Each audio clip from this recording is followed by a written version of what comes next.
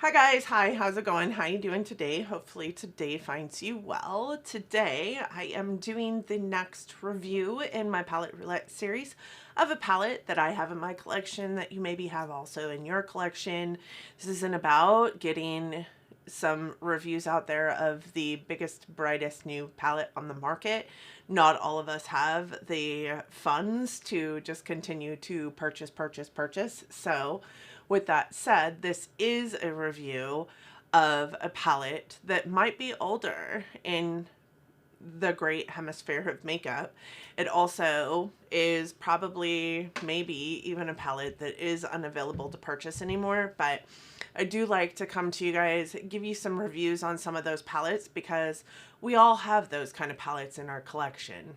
I have a palette collection of like 200 and something palettes. I definitely have those kind of palettes in my collection. So if that sounds like something you're interested in, please keep on watching. Today we will be going over the Dominique Cosmetics Celestial Storm palette. I do have a lot to say about it and I hope that you're in for it. For those of you new here, hi, my name is Donna. I am so happy to have you here. I am a lover of all things high-end, colorful beauty and self-care. I like myself a lot of reviews here on this channel. I also do a lot of hauls. I do a lot of just general makeup chit chat because I love to talk about makeup. You people are my people to talk about makeup with. I also work in the beauty industry as a district leader for Ulta Beauty, and I'd like to bring you guys all the education that I'm receiving. So with that said, let's jump into this review. All right, guys, so the palette that we're reviewing today is the Dominique Cosmetics Celestial Storm palette. This is a palette that I actually purchased from Ipsy on a sale, I do believe it was, much like the Rustic Glam palette that I purchased also at Ipsy on a sale. This was one of the palettes that they had up for grabs for like, I think $18, but it typically retailed for $44. So I thought I was getting myself a steal. There was also like an 8-pan version of this that came in BoxyCharms roughly that same time frame.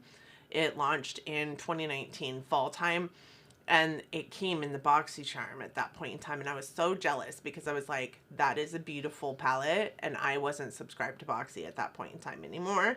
So when it showed up on Ipsy, I was like, yes, please. I think it showed up at the same time Rustic Glam. I bought both of them at the same time. And I will link my review of the Rustic Glam up in the cards for you because I did not get along with that palette. It was not a palette that I loved. I've also reviewed the Berries and Cream palette by the same company, and I kind of liked that palette. I mean, it's not like a love palette for me, but it is a like palette for me. It's better than the meh feeling I got from Rustic Glam. So this palette, as I said, retailed for $44. It does have 12 shadows in it, and each one of those pans has 0.05 ounces of product in it. The pan size is giant, so it looks like there's a lot more than 0.5 ounces of product. So this is just the sleeve. When you pull out the palette, this is what the palette looks like. And I do like that the sleeve has all the information on the back of it as far as color story and anything that you need to know about shelf life and whatnot for this palette. It is a cruelty-free palette. It does have a 12-month shelf life on it. And other than that, like, it's really hard to read because of the sheer like sparkliness of the sleeve. Much of what you're going to need to know as far as like the formulas and what they contain are contained on that sleeve, but you can't hardly read them. So they would have benefited from a bolder print. This is what the palette looks like. It is a beautiful palette, and what I love most about this palette is that all the colors that show up on this packaging are held within this palette as well. You open it up. It does have a plastic piece to hold, you know, to protect the shadows inside. It just fell to the ground. But when you open it up, these are the shades. It does have a really nice mirror, and you can fold it all the way back on itself, which I like because I don't like to hold a palette like this. It just seems really cumbersome. It does have a healthy magnet on it, so it keeps it shut. It's a good palette for travel. You can also put the sleeve on it, and that is going to keep it more secure when you're traveling. So again, these are the 12 shades in this palette. They are inspired by twinkling stars and colors that connect the planets. There are 3 formulas in here: matte, foil, and duochrome. This does have a 3-point-star rating on Beautylish with 7 reviews. It has a 4.7 star rating on Beauty Bay with 6 reviews, and it has a 4.5 star rating on Influencer with over 500 reviews, almost 600 reviews actually. I do think that the Beautylish review star rating, the 3.4, is probably more accurate than the other ones. I have a hard time believing that anybody really would rank this 4.7 or even 4.5 stars. Like, I love the color story, if I'm honest, but yeah, there's a lot of opportunity with this palette. It was released as a fall palette, but it does contain warm and cool tones, and they're split right down the middle. So you have one side of the palette with your mostly cool tone options and the other side with your mostly warm tone options. These are best with a primer for wear and pigment pop. They wear about 8 hours with a primer and approximately 6.5 without a primer. I did notice a lot of fading from these shadows at really close to that 8-hour mark. I did notice a lot of fading with these shadows at really close to the 6-hour mark without a primer, specifically with the shimmers in this palette. So some things I love about this palette is the color story. The color story lends to a pretty easy way of doing your eyeshadow.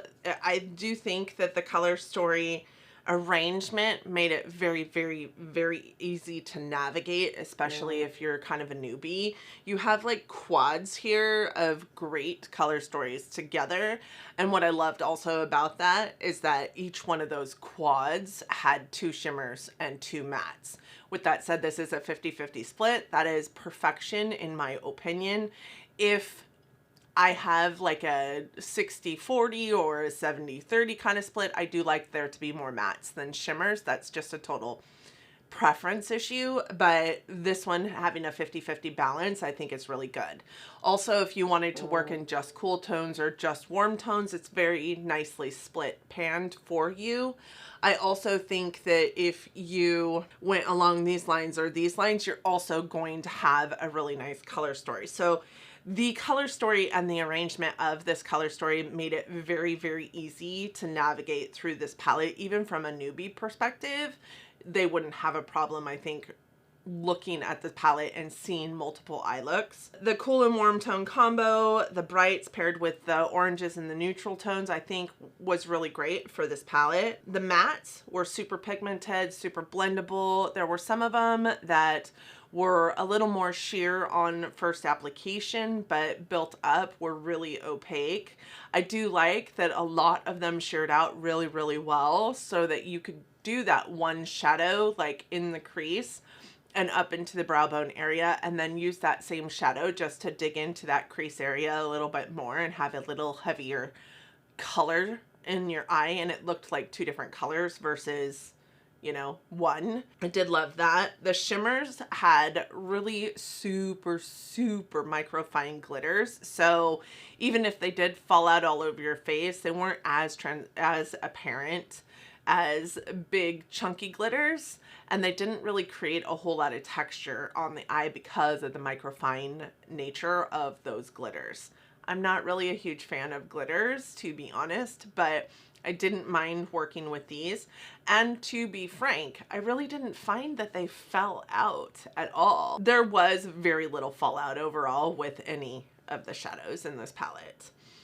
What I did not like about this palette is the shimmers. To be honest, the shimmers were mostly too hard to work with. They were mostly pressed in a way that you really had to dig in with your brush to get any kind of payoff on your brush. So if I took, let me get a brush real quick, get one that you can see real well with. If I took my brush and tapped into this color, like, you get hardly anything on that brush. Hardly anything. So I press in again, you get, again, hardly anything on the brush. You really have to dig into this shadow, and I hope that you guys can see exactly what I'm doing with this. You really have to dig to get any kind of payout on your brush with these shimmers. They're just super, super hard pressed. Because of that, you either have to use your brush wet, like really wet, or use your finger. And I hate using my finger. Some of them, that blue in particular, looks awful from your finger. So some of them, you only have the option of using a brush because they don't look great with your finger. And even then they don't look great because they don't pick up on the brush very well. Primer and glue did nothing to help them, to be frank, except for longevity purposes. Like, they didn't do anything to help curb the sheerness of the shadow. And as a matter of fact, sometimes using a glue would make it worse and patchy, and that was no good either. The shimmers also only had a wear time of around 4 hours before I started noticing visible, like, vacating of the appearance of the shadow on my eye. That blue in particular was the worst. That was the worst shadow to deal with in this palette overall, but it was also the worst shimmer as far as movement on the eye and vacating the eye premises. The formula changed from shadow to shadow to shadow, even in the mattes, and that was discouraging because you never kind of know what you're going to get. It was a little bit of a crapshoot dealing with this palette and trying to make an eye look happen with this palette. Also, the color story isn't as versatile as it appears at first glance. I think that it's missing a dark matte, because the mattes in this palette, the darkest one that you have really is this one. This one here, this purple really isn't all that dark. And this one here, which looks like it's going to be dark, is actually in my brow bone area today, and it's not that dark.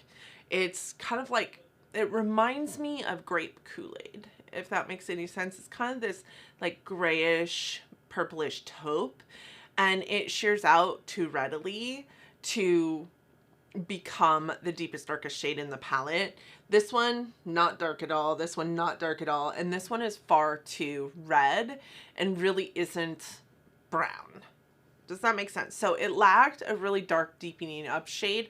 I also think it lacked a light, like brow bone shade or inner corner shade that was a matte. There's all of the sparkle, but all of the sparkle has really microfine glitters in it, and a lot of people don't want to put that on their inner corner or in their brow bone. Today I do have this one in my brow bone, and you can't even tell. It doesn't even, I mean, there's a little bit of an appearance of it, but not really. And I have this one on my inner corner. Let's look at these shades. Let's swatch them real quick. Okay, the first one is Electric Amethyst. This is a pink with blue and purple glitters. It looks very purple in the pan, but it doesn't appear on your eyes as purple. And this is an amazing swatch because it also doesn't appear this opaque in an eye look. Then there is the one that I said is the worst one in the palette. This one is Stargaze.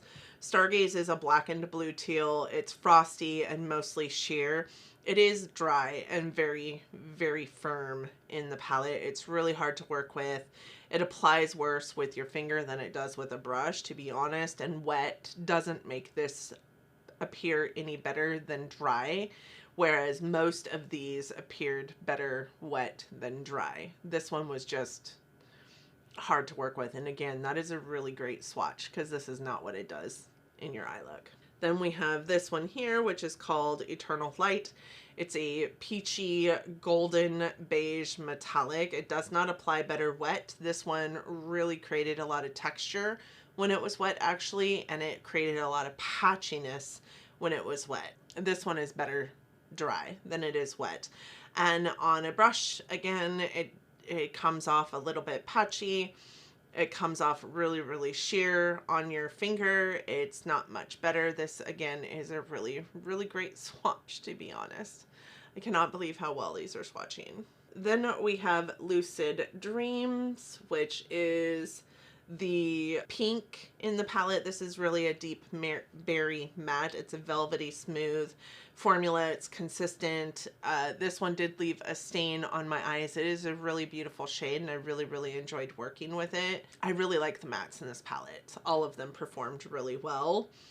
It shears out really well. Then we have this one here, which is the brown in the palette, and it is called Storm Dust. It's more of a red brown, though. It is a matte. It is velvety smooth and consistent as well. Doesn't really deepen up very much in any eye look. Even though it is a brown, it is more of a deep rusty orange. This one is Lunar Eclipse. This one is the warm orange matte in the palette. The last one on that top row, it did not sheer out very well. This one actually stayed pretty much this shadow shade the whole way through. Like, you can't buff this out into your brow bone because you're going to be orange from eyelid to brow bone. And then we have this one, which is called Astrid Lust. This is a cool purple berry matte. This one also left a stain. This one is gorgeous, though. I really loved working that one and Lucid Dream together into an eye look, putting this over the top. But I really found that this had to go over the top of this shadow in order to have any kind of oomph or like see-me factor.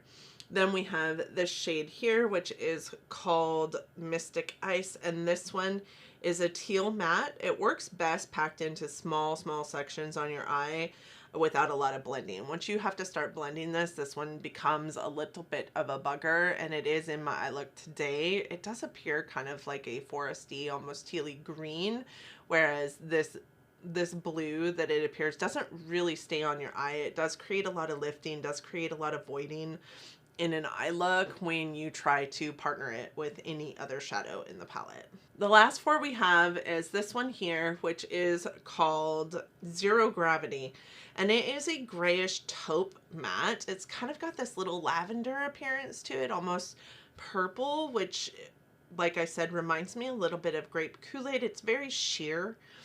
On first application, it does deepen up a little bit, but not a lot of it. It does sheer out really too readily. This one also, I feel like, had the most fallout upon application. It kind of was a mess to deal with, but it is one of those shadows that's pretty unique, I think, to my collection, to many collections, whereas it's this really deepened, like, gray purple taupe shade. I know that I don't really have a whole lot of this shadow in my collection. So the next one is this is Black Matter. This was my favorite of the shimmers to work with. This is a black based shimmer, and it does have pink and purple glitters inside of it. It is best used wet. What I would say is, again, this is a better swatch than what it appears in an eye look. It is in my eye look today. It does look really nice in my eye look today, but it is packed on a whole hell of a lot just to get any kind of opacity out of it. This one was, however, the most opaque of the shimmers. The next one we have is this, and this is the shade called Solstice in the palette. It is a little bit of a duochrome shade. It's got peach and gold glitters in it that make it like pop a little bit more in an eye look. I've used this one in an inner corner and also in a brow bone before in one of my looks, I do think, and it's a really pretty shade. I do think that this one has a little bit different, much like Black Matter, it has a little bit different of a formula than the first three shimmers that we saw in this palette. It does perform a little bit better, but it is still very sheer when first applied, and it is best applied wet or with a finger. Then we have Fireball, which is the last one in the palette. This one has quite a different formula than all the other shimmers in the palette. I do think that this one is more of a satin feel. I do think that it does have the micro glitters in it, and they appear to be like a pink micro glitter. It's got kind of like a copper orange base to it, but it does shift a little bit pinky. So those last two are more of the duochromes in the palette. This one is best applied wet. It is in my inner corner today, And I'm not mad at that shadow. That shadow wasn't bad. Here are all the shadows in that palette, and I do believe that it is, like I said, a really pretty color story. It just lacks a little bit of depth, and because it lacks depth and real true like lightness also, it isn't as user friendly as it could be. I do like that you can really pull this palette and look at it from the quad perspective and get a lot done with the quads, you know, as far as an eye look goes. But with that said, like if you really look at it from that point of view, you've got tops 6 eye looks out of this. So it's almost a one trick pony palette, because there really isn't a whole lot of variety in this palette. Without depth and without light from a matte perspective, there's not a whole lot that you can do with an eye look. I think that the eye look on my eyes today looks very, very muddy. That is another thing that I would say, is because some of these, like this one specifically, don't work very well. And then all of the shimmers really kind of are sheer. The eye looks tend to get very muddy very quickly, and I wouldn't say that I'm a person that struggles with muddy eye looks. I can typically make anything work, but this palette was really hard for me to make work without looking muddy, and at the end of the day it all looked muddy, to be honest. So, you know, I'm in this place where I've tried Rustic Glam, I tried Berries and Cream, I tried Celestial Storm. I really just think that maybe Dominique Cosmetics is kind of just a meh kind of brand for me. And when it comes down to it, are they going to survive a declutter? Maybe not. Also, these pan sizes being as big as they are, they don't have to be. They're the same size, y'all, as a ColourPop eyeshadow. So it's a huge palette. It takes up a lot of space for absolutely no reason. So there's that. I would be interested to hear y'all's thoughts on this palette. Do you have it? Do you have the one that came from BoxyCharm? Do you love it? Let me know. I would love to hear. With that said, I am going to go pick my next palette. I will be right back. All right, I'm pretty sure y'all probably saw this coming. I just hauled this in. It was a palette that was in my Sephora sale haul video that went up last week. And it is the Pat McGrath Midnight Sun palette. This is the Mothership 6 palette, and this is... so excited to pick it up. I'm so excited to try using it. The opportunity is going to be around the fact that I travel this week, like a lot, not like day trip travel, like stay in a hotel travel. So this is going to have to travel in a bag. And I think I'm going to just keep it in its box so it keeps it safe. But this is the palette that I will be using next week. I do hope that you guys will want to come and watch me review this palette next week. Again, this isn't a big, bad, brand new palette, but I did review her Utopian palette not that long ago, so I'll link that in the cards as well.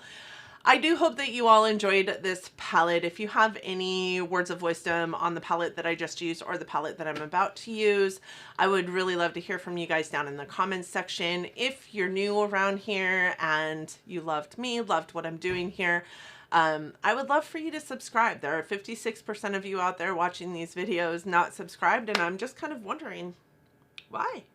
Why not? It's totally free. I would love to have you along for this crazy ride of mine. Welcome you into my awesome YouTube family here. Please let me know down in the comments if you are a new subscriber. I would love to say hello personally and welcome personally, celebrate you in the comments section. With that being said, I just hope that 2021 is treating y'all kindly. It is almost Christmas, y'all. For those of you celebrating, are you almost ready? Because I haven't even started yet. So there's that. And I have 6 kids and a granddaughter and 2 significant others to buy for and 2 nieces to buy for. Like, what the hell? Why haven't I started yet? I'm stressed out every year come this holiday season, and I hate it. But with that said, have a happy 2021. I know it's almost over. We're almost ready to roll into 2022. So I do hope it's been good to you. I hope that you and yours are staying safe and well and healthy in this crazy, crazy world that we're living in right now. I hope that you all are loving each other, but loving each other from afar. And until next time, bye friends.